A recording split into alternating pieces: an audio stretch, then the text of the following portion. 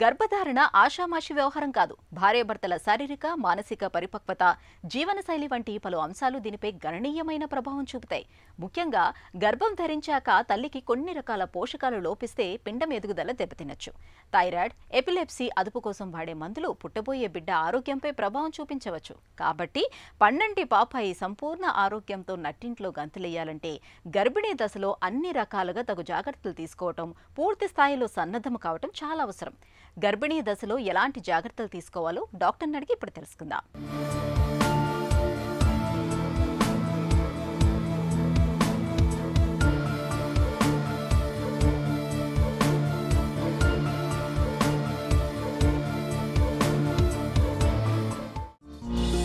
Pre natal care అంటే ఏంటి? దీని ప్రాధాన్యం ఏంటి? So prenatal care or preconceptional care, ఈ రెండు పదాలకు అర్థం ఏంటంటే ప్రెగ్నెంట్ అవ్వక ముందే తీసుకోవాల్సిన జాగ్రత్తలు కొన్ని ఉంటాయి. ప్రీ ప్రెగ్నెన్సీ కేర్ అని కూడా అనుకోవచ్చు. సో ఇది ఎందుకు, దీనికి ఇంపార్టెన్స్ ఎందుకు అంటే ఫస్ట్ థింగ్ ఇస్ ప్రెగ్నెంట్ అవ్వక ముందే కొన్ని విటమిన్ టాబ్లెట్స్ అవి స్టార్ట్ చేయాల్సి ఉంటుంది. సో ఎవరైనా ప్రెగ్నెంట్ అయినప్పుడు వాళ్ళకి పీరియడ్ మిస్ అయింది, ప్రెగ్నెన్సీ వచ్చిందని తెలిసేసరికి ప్రెగ్నెన్సీ 5 వీక్స్ 6 వీక్స్ అయిపోయి ఉంటుంది. అప్పటికే కొంచెం పిండం తయారీ వచ్చేస్తుంది. సో ఎర్లీ డెవలప్మెంట్కి హెల్ప్ అయ్యే విటమిన్స్ కొన్ని ఉంటాయి. అవి ప్రెగ్నెంట్ అవ్వక ముందే వేసుకుంటే పిండం డెవలప్మెంట్ హెల్దీగా ఉంటుంది. సో ఈ విటమిన్ స్టార్ట్ చేస్తాము ప్రీనేటల్ కేర్లో. అండ్ సెకండ్, కొందరికి థైరాయిడ్ ఇష్యూస్ కానీ షుగర్ ఇష్యూస్ కానీ ఇలాంటివి ఏమన్నా ఉండొచ్చు. అవి టెస్ట్ చేస్తే కానీ మనకి తెలీదు. పైగా తెలియకుండానే ప్రెగ్నెంట్ అయిపోతే ప్రెగ్నెన్సీలో పిండం డెవలప్మెంట్ అఫెక్ట్ అవ్వచ్చండి. సో ప్రీనేటల్ కేర్లో కొన్ని బ్లడ్ టెస్ట్స్ ఉంటాయి, బేసిక్ బ్లడ్ టెస్ట్. మీ హీమోగ్లోబిన్ ఎలా ఉంది, మీ థైరాయిడ్ ఎలా ఉంది, షుగర్ ఎలా ఉంది, ఇలాంటివి కొన్ని టెస్ట్లు ఉంటాయి. ప్లస్ కొందరికి జెనెటిక్గా కొన్ని ఇల్నెసెస్ ఫ్యామిలీలో హెరిడిటరీగా పిల్లలకి పాస్ ఆన్ అవ్వచ్చు. ఇవి కూడా ఇలాంటి ఇల్నెసెస్ ఏమన్నా ఉన్నాయా, మీలో ఆ జీన్ ఏమన్నా క్యారీ చేస్తున్నారా, మీరు మీ పార్ట్నర్కి ఏమైనా జెనెటిక్ ఇష్యూస్ ఉన్నాయా అనేది కూడా స్క్రీనింగ్ మెథడ్స్ ఉంటాయండి. సో ఇవన్నీ కలిపి పర్ఫెక్ట్గా చేస్తేనే ఎర్లీ ప్రెగ్నెన్సీ డెవలప్మెంట్ పర్ఫెక్ట్గా ఉంటుంది. So that is the important time, because పిండం డెవలప్మెంట్ ఫస్ట్ డే నుంచి స్టార్ట్ అయిపోతుంది. తర్వాత ఆల్రెడీ ప్రాబ్లమ్ స్టార్ట్ అయినాక అబార్షన్స్ రిస్క్ తగ్గించుకునేటట్టు చూసుకోవచ్చు. గర్భిణీ దశలో క్రమం తప్పకుండా ఎలాంటి పరీక్షలు చేయించుకుంటూ ఉండాలి? సో ప్రెగ్నెన్సీ అని మీకు ఫస్ట్ తెలిసిన వెంటనే 3వ నెల దాకా ఆగి డాక్టర్ దగ్గరికి వెళ్ళాలనేది పాత పద్ధతి. ఇప్పుడు అలా లేదు. ఇమ్మీడియట్గా కొన్ని జెనెటిక్ టెస్ట్లు ఉంటాయి. పిండం తయారీ అయ్యేటప్పుడే తెలిసిపోతుంది బేబీ జెనెటిక్గా, అంటే డిఎన్ఏ పరంగా సరిగ్గా తయారైందా లేదా పిండం అనేది అర్థమవుతుంది. ఈ టెస్ట్లన్నీ 3 నెలల లోపే ఉంటాయి. సో పీరియడ్ మిస్ అయిన వెంటనే వెళ్ళాలి. అప్పుడు కొన్ని బేసిక్ టెస్ట్స్ ఉంటాయి, లైక్ మీ రక్తశాతం ఎంత ఉంది, థైరాయిడ్ ఎలా ఉంది, షుగర్ ఎలా ఉంది, ఇవన్నీ కరెక్ట్గా ఉంటేనే పిండం గ్రోత్ హెల్దీగా ఉంటుంది అని ఇవి ముందే చేసుకొని చూడాలి. అందులో ఏమన్నా అటు ఇటు ఉంటే ట్రీట్మెంట్ వెంటనే స్టార్ట్ చేసుకోవచ్చు. ప్లస్ నేను చెప్పినట్టు బేబీకి జెనెటిక్ టెస్ట్స్ ఉంటాయి, అంటే పిండం డిఎన్ఏ వైజ్ హెల్దీగా ఉందా, ఏమైనా సిండ్రోమ్స్ ఉన్నాయా అనేవి కూడా ముందే తెలుస్తుంటుంది. ప్లస్ స్కాన్స్ కొన్ని ఉన్నాయి. 7 వారాలకే ఒక స్కాన్ ఉంటుంది. ఫస్ట్ పిండం హార్ట్ బీట్ హెల్దీగా ఉందా అనేది అక్కడే తెలిసిపోతుంది. 12 వారాలప్పుడు జెనెటిక్ డౌన్ సిండ్రోమ్ కానీ టర్నర్ సిండ్రోమ్ కానీ ఇలాంటి ఏమన్నా కనపడని ప్రాబ్లమ్స్ కొన్ని ఉంటాయి, వాటికి జెనెటిక్ టెస్ట్ 12 వారాలప్పుడు అవుతుంది. ఆ తర్వాత మీకు 20 వారాలప్పుడు స్కాన్. ఇక నుంచి అక్కడి వరకు బేబీ ఫార్మేషన్ ఎలా తయారైంది అనే దాని మీద టెస్ట్లు ఉంటాయి.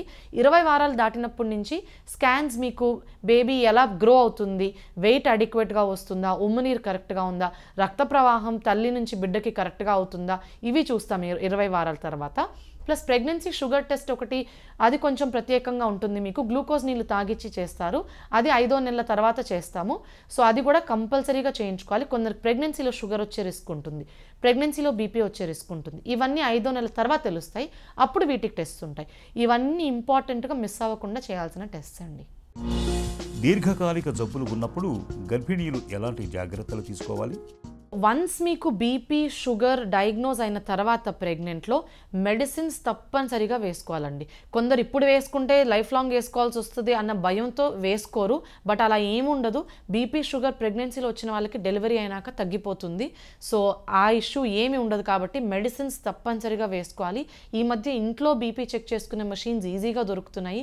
డైలీ హోమ్ బీపీ చెకింగ్ అనేది చూసుకోవాలి. 2 వారాలకు ఒకసారి, నెలకు ఒకసారి డాక్టర్ దగ్గర 1 reading may not be reliable. So home BP checking ఉంటే అది ఇంకా రిలయబుల్ ఉంటుంది. షుగర్ మానిటరింగ్కి, షుగర్ అని తెలియంగానే డయట్ రెస్ట్రిక్ట్ చేయొద్దండి.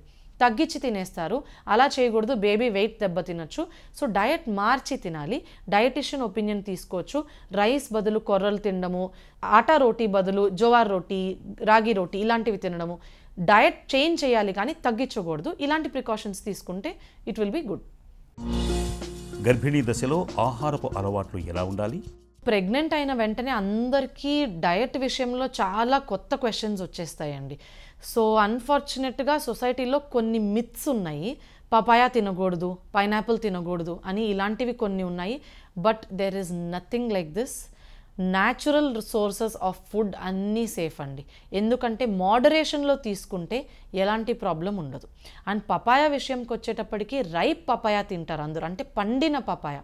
అది 100% సేఫ్ అండి. దాంట్లో మల్టిపుల్ విటమిన్స్ ఉంటాయి, యాంటీ ఆక్సిడెంట్స్ ఉంటాయి, ఇవన్నీ చాలా సేఫ్. రా పపాయా తినకూడదు. థియరటికల్గా దాంతో కొంచెం రిస్క్ ఉంది, కానీ రా పపాయా తెల్లగా ఉన్న పచ్చిది ఎవరు తినరు. ఈ మధ్య కాలంలో అందరి డయటరీ హ్యాబిట్స్ మారిపోయినాయి. ప్యాకేజ్డ్ ఫుడ్ ఎక్కువగా తింటున్నామండి మనం. ఈవెన్ పెరుగు కూడా నెల రోజులు ప్రిజర్వేటివ్ ఉన్న డబ్బా కొనుక్కుంటున్నాము. సో అంత నెల రోజులు నిల్వ ఉండాలంటే ఆ పెరుగులో ఎంత ప్రిజర్వేటివ్ ఉండాలి మీకు అర్థమవుతుంది. సో ఇలా ప్రిజర్వేటివ్స్ ఉన్న ఫుడ్స్ అవాయిడ్ చేయాలండి. సో లైక్ ఇంట్లో తోడిపెట్టిన పెరుగు, రోజు త్వరగా పాడైపోయే ఫుడ్స్ ఎప్పటికైనా safe. That is the rule. So preservatives ఉన్న simple things, Lay's chips, simple things like biscuits, ఇలాంటివన్నిట్లో ప్రిజర్వేటివ్ ఉంటుంది. ఇవి అవాయిడ్ చేయడం బెటర్. ఇంట్లో వండుకున్న hot diet is always healthy.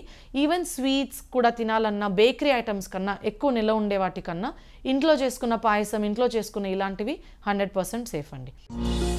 గర్భంతో ఉన్నప్పుడు ఎలాంటి వ్యాయామాలు చేయొచ్చు? సో ప్రెగ్నెన్సీలో ఎక్సర్సైజ్కి వచ్చేటప్పటికి చాలా భయాలు ఉంటాయి అందరికీ. ఫస్ట్ రూల్ ఏంటంటే ప్రెగ్నెన్సీలో ఎక్సర్సైజ్ చేయడం సేఫ్ అండి. ఏ లిమిట్ వరకు సేఫ్ అనేది మీరు తెలుసుకోవాలి. ఎవరికన్నా ప్రెగ్నెన్సీకి ముందే ఎక్సర్సైజింగ్ అలవాటు ఉంటే ఆ ఎక్సర్సైజెస్ అన్నీ ప్రెగ్నెన్సీలో కంటిన్యూ చేయొచ్చు. సడన్గా ఆపనవసరం.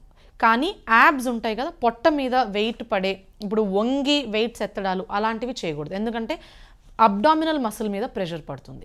ఆ పొట్ట కండ మీద ప్రెషర్ పడకూడదు. అలాంటి ఎక్సర్సైజెస్ మాత్రమే అవాయిడ్ చేయాలి. సో మీ regular walking, regular jogging, regular skipping, weights just hands lift చేయడము, ఇలాంటివన్నీ చేయొచ్చండి. 100% సేఫ్. స్విమ్మింగ్ కూడా చేయొచ్చు. This is perfectly safe. Only thing is diving చేయకూడదు. బికాస్ డైవింగ్లో ఏమవుతుందంటే ఇంజురీస్ వచ్చే ఛాన్స్ చాలా ఎక్కువ ఉంటుంది. సో ఓన్లీ సేఫ్ ప్రికాషన్, పొట్టకి దెబ్బ తగలకుండా చూసుకోవాలి, పొట్ట మీద ప్రెషర్ పడకుండా చూసుకోవాలి. మైల్డ్ యాంగ్జైటీ, మైల్డ్ డిప్రెషన్స్ ఉంటే మైండ్ఫుల్నెస్ ప్రాక్టీస్ చేయొచ్చండి. అంటే మెడిటేషన్. మైండ్ఫుల్నెస్ అంటే ఏంటి? సో మీకు మీరే మీ బ్రెయిన్ని టోన్ చేసుకోవాలి. అంటే ఇప్పుడు నేను కోపం ఎక్కువ వస్తుంది అంటే మీకు తెలుసు కోపం ఎక్కువ వస్తుంది అని. సో మీరు ఎలా చేయాలి? ఇప్పుడు ఈ సిచ్యువేషన్ ఇలా ఉంది, నేను రియాక్ట్ అవ్వకుండా నన్ను నేను కంట్రోల్ చేసుకోవాలి. ఇది మైండ్ఫుల్నెస్ అండి.